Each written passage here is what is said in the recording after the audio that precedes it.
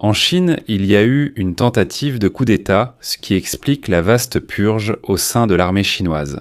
Xi Jinping a éliminé plusieurs hauts généraux militaires qui, à part lui, restaient à la tête de l'armée populaire de libération de Chine. Comme le rapportent aujourd'hui les médias chinois, après le limogeage du respecté général Zhang Yuxia et l'annonce de soupçons de collaboration avec les États-Unis d'Amérique, Xi Jinping craint que l'armée ne se retourne tout simplement contre lui. C'est pourquoi de nombreux véhicules militaires sont signalés dans tout Pékin. Et des hommes armés ont pris le contrôle de la cité interdite historique, le plus grand complexe palatial du monde, situé au centre de Pékin. Mais ici, je vais tout de suite faire une remarque très importante. Tout le pouvoir de Xi Jinping repose sur plusieurs piliers clés. Xi Jinping accuse constamment quelqu'un de corruption et c'est déjà devenu un outil de gestion des élites. La réinitialisation du personnel se fait toujours sous le prétexte de la modernisation de l'armée populaire de libération de Chine et de la préparation à des scénarios de haute tension autour de Taïwan et dans les zones maritimes. Et le plus important, la vague actuelle de licenciements est aussi une tentative de Xi Jinping d'obtenir une direction militaire plus contrôlable et loyale. De plus, c'est aussi un passage à un régime totalement autoritaire. Dans cet épisode, d'ailleurs, je vais expliquer ce que je veux dire, parce que beaucoup pourraient se demander « Écoutez, il me semble que Xi Jinping est déjà un dirigeant autoritaire. » Mais non, en Chine, il y a le Parti communiste, donc pour l'instant, officiellement, c'est encore une gestion collective. Au final, c'est Xi Jinping, et non le Parti communiste chinois, qui dirige seul l'armée aujourd'hui. Que se passe-t-il à Pékin ? Coup d'État ou renforcement du pouvoir de Xi Jinping ? Analysons tout en détail. Dans cet épisode, nous allons examiner la situation en profondeur pour que vous sachiez toute la vérité.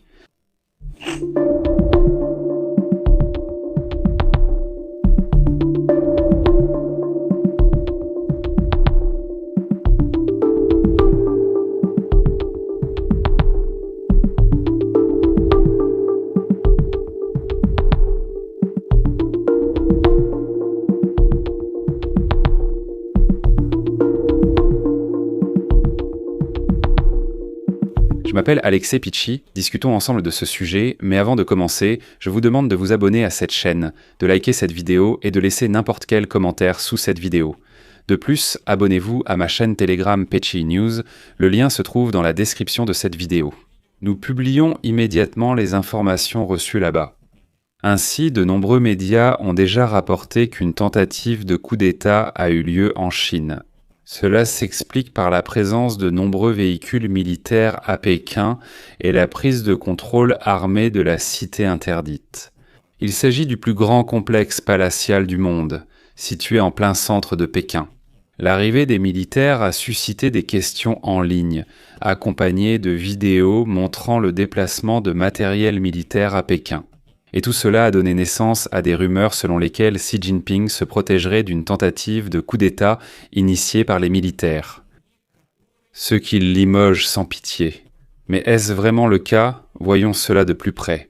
Et donc il y a quelques jours, comme vous le savez déjà grâce à mes précédentes émissions, le ministère de la Défense de Chine a officiellement annoncé l'ouverture d'une enquête concernant deux figures clés de la haute direction militaire, le général Zhang Yuxia, vice-président de la commission militaire centrale, et le général Liu Zhenli. Il dirige l'état-major interarmé de la commission militaire centrale. Et voici la formulation de la version officielle. Violation grave de la discipline et de la loi. Il est aussi précisé qu'ils ont déçu le Parti communiste chinois, n'ont pas répondu aux attentes et ont sapé la confiance. Cela signifie donc l'influence et la valeur, si vous voulez, de Xi Jinping. Je précise tout de suite que ce n'était pas une simple mesure disciplinaire ponctuelle. Non, c'était un coup important au sommet du pouvoir, qui contrôle l'armée populaire de libération de Chine et fait partie du système personnel de Xi Jinping. Zhang Yuxia est l'un des militaires les plus influents en Chine après Xi Jinping lui-même, en tant que président du Conseil militaire. C'est une personne que les observateurs étrangers considéraient depuis des années comme le principal, le pilier clé de Xi Jinping au sein de l'armée chinoise. Le protagoniste Liu Zhenli n'est pas non plus un personnage secondaire. L'état-major conjoint du Conseil militaire central est, en résumé, l'état-major de la gestion opérationnelle, de la planification et de la coordination générale. C'est-à-dire qu'ils ont frappé non seulement le poids politique, mais aussi ce cerveau opérationnel, c'est-à-dire la gestion réelle de l'armée. On pourrait croire que ces purges ne sont pas nouvelles en Chine. Je suis sûr que chacun d'entre vous a peut-être entendu des nouvelles selon lesquelles Xi Jinping limoge soi-disant des généraux, des hauts fonctionnaires, des ministres, etc. pour corruption. Vous avez vu ces images où des hauts fonctionnaires du Parti communiste sont escortés par les bras, et ainsi de suite. Donc ce n'est pas nouveau, mais cette fois, la situation est tout de même différente. Le fait est que les médias proches du Parti communiste ont tous écrit la citation suivante. C'était une atteinte au système de responsabilité ultime du président de la commission militaire centrale. Si vous n'avez pas compris, c'était une allusion au fait que les généraux limogés sapaient, par leurs actions, le pouvoir suprême personnel de Xi Jinping. Pourquoi est-ce important ? À Pékin, ils ont publiquement souligné non seulement la corruption, mais aussi que cela sapait le principe de soumission inconditionnelle au centre et à Xi Jinping. Au final, tout l'appareil du conseil militaire s'est figé, car c'était un signal indiquant que désormais, tous les non-loyalistes seraient écartés ouvertement, c'est-à-dire même sans se cacher derrière des accusations de corruption. Avant, Xi Jinping annonçait « accusé de corruption et renvoyé ». Maintenant, on affirme que plus personne ne se cache, ces deux-là ont sapé son autorité. C'est à cette étape que débute la zone des suppositions et hypothèses. Certains médias avancent déjà que le général Liu Xia n'est pas seulement corrompu. Il n'a pas seulement abusé de ses pouvoirs, il aurait aussi travaillé pour l'Amérique en transmettant aux Américains les avancées nucléaires de la Chine. Donc pour l'instant, nous pouvons retenir ce qui suit. La version officielle du ministère de la Défense de la Chine, c'est l'accusation de violation grave de la loi et de la discipline. Tout le reste ne sont que des versions. Mais je fais tout de suite une remarque. Nous n'entendrons jamais officiellement pour quelles raisons précises ces deux généraux ont été renvoyés et soumis à une enquête. Il y a au moins deux raisons pour lesquelles Xi Jinping a été si impitoyable envers le haut commandement militaire, chacune ayant sa propre logique. La première explication, c'est justement la menace interne et la peur d'un complot, et par conséquent, d'un coup d'État. C'est justement ce dont parlent actuellement de nombreux médias. Lorsque les purges touchent des personnes considérées comme très proches de Xi Jinping, beaucoup pensent automatiquement au mot « coup d'État », en se disant qu'ils voulaient vraiment écarter Xi Jinping. Ce sont justement les soi-disant initiés, les membres du régime, des personnes qui sont à l'intérieur et au plus près du leader. Cette idée est accentuée par la rhétorique sévère des médias chinois sur la subversion du système de responsabilité du chef de la commission militaire centrale. De plus, les médias chinois écrivent aussi que ces deux-là n'ont pas du tout obéi au Parti communiste, n'ont pas répondu aux attentes, et ainsi de suite.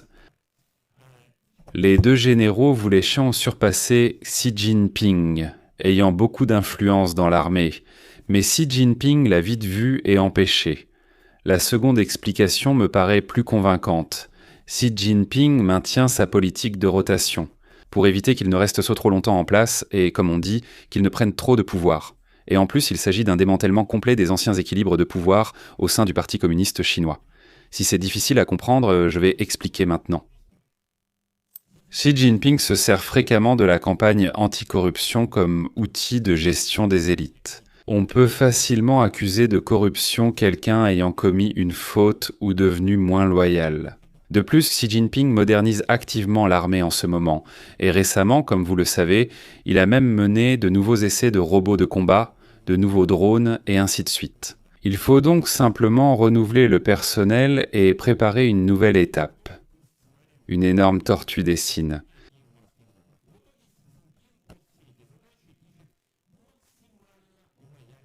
Les forks de nous, probablement. Intelligente. Merci.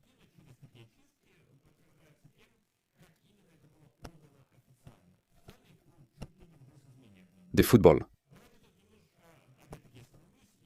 Une idée très importante. Il faut tout de même reconnaître qu'en Chine, le pouvoir appartient toujours au Parti communiste, c'est-à-dire non pas à une seule personne, mais à un organe collectif. même si Xi Jinping en est le président. Mais ce n'est pas encore un pouvoir totalement autoritaire, comme par exemple en Russie, et c'est pourquoi la mécanique des systèmes autoritaires est similaire partout dans le monde. Lorsque le dirigeant passe d'un modèle plus collectif à un modèle plus personnaliste, le bloc sécuritaire devient le champ clé de cette reconfiguration du système et de l'obtention de la loyauté. Autrement dit, il faut d'abord prendre le contrôle total de l'armée et de toutes les forces de sécurité, de tout l'appareil sécuritaire, puis on peut se débarrasser des restes de ce pouvoir collectif. Xi Jinping est arrivé au pouvoir grâce à la vague du Parti communiste, un organe collectif dont il était seulement le président. Mais Xi Jinping veut encore plus, un pouvoir personnel totalement autoritaire et centré sur lui seul. Et en conséquence, Xi Jinping rend actuellement l'armée non seulement forte, mais aussi politiquement prévisible et loyale. Il ne veut aucune dissidence là-bas. Vous savez, dans des États démocratiques adéquats, l'armée est toujours apolitique, elle ne peut pas faire autrement. Xi Jinping a estimé qu'il valait le mieux agir ainsi, ce qui reflète l'attitude d'un autocrate. Il limoge donc 2 des derniers généraux du commandement de l'armée populaire de libération de Chine. Zhang Yuxia, haut dirigeant militaire chinois depuis plus de 25 ans, est un proche soutien de Xi Jinping au Conseil militaire central. Avant d'être nommé vice-président du Conseil militaire, il a occupé plusieurs postes de haut niveau dans les forces terrestres et l'armée populaire de libération, y compris la direction de commandement opérationnel important. Autrement dit, il a une influence énorme au sein de l'armée chinoise. Et il convient de rappeler qu'à Pékin, on a effectivement remarqué des mouvements de troupes, et des hommes armés ont pris le contrôle de la cité interdite historique. La logique est qu'au sein du Parti communiste chinois, après l'arrestation de Zhang Yuxia, Xi Jinping craint que des officiers loyaux à l'armée essaient réellement, au moins, de soulever les troupes pour une rébellion et de marcher sur Pékin. Il est rapporté d'ailleurs que Xi Jinping a ordonné aux unités militaires de ne pas quitter leur lieu de déploiement et a en fait gelé tout mouvement de l'armée à l'intérieur du pays. Et c'est là que de nombreux médias ont cité aujourd'hui l'ancien fonctionnaire de Mongolie intérieure, Du Weinia, qui a justement déclaré qu'une explosion interne s'était produite dans le commandement de l'armée chinoise. Et ce qui se passe ressemble davantage à un coup d'État. Voici la citation suivante. Ce n'est pas du tout une purge. Une tempête a éclaté au sein du Parti communiste chinois. Un véritable coup d'État a eu lieu. Et puis il y a aussi le limogeage de Liu Zhenle, qui occupait également des postes de direction dans les états-majors du Conseil militaire depuis plus de 20 ans et était directement responsable de la planification et de la coordination de toutes les opérations militaires. Et en dirigeant l'armée,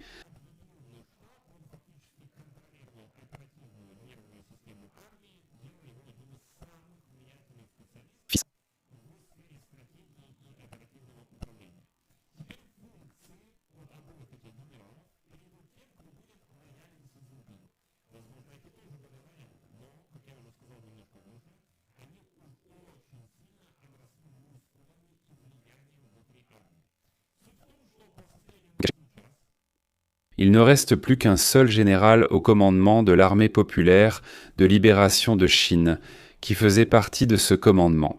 Quand Xi Jinping est arrivé au pouvoir, il avait déjà remplacé tous les autres à cette période. Il n'en reste donc plus qu'un. Il suffit donc de l'écarter lui aussi, et c'est tout. L'armée chinoise n'est plus la même qu'à l'époque où Xi Jinping est arrivé au pouvoir. Et par conséquent, il place complètement l'armée sous son contrôle personnel total, ce qui est le premier signe que Xi Jinping passe simplement à un pouvoir personnalisé, et que le Parti communiste chinois ne sera plus qu'une formalité. C'est pourquoi j'affirme que Xi Jinping est en train de faire passer la Chine d'une gestion partisane à un régime totalement autoritaire et personnel. Et s'il peut y avoir un coup d'État, ce ne peut être que maintenant, car plus tard il n'y aura tout simplement plus personne pour le faire, puisque Xi Jinping obtiendra un pouvoir total. Il ne resterait alors qu'un pas avant la dissolution du Parti communiste. Après tout, pourquoi Xi Jinping en aurait-il encore besoin ? Il pourrait rester en place, mais Xi Jinping détiendra tout le pouvoir. Et la présence de matériel militaire à Pékin ? Écoutez, c'est simplement une mesure de précaution, rien de plus. Je vais m'arrêter là, les amis.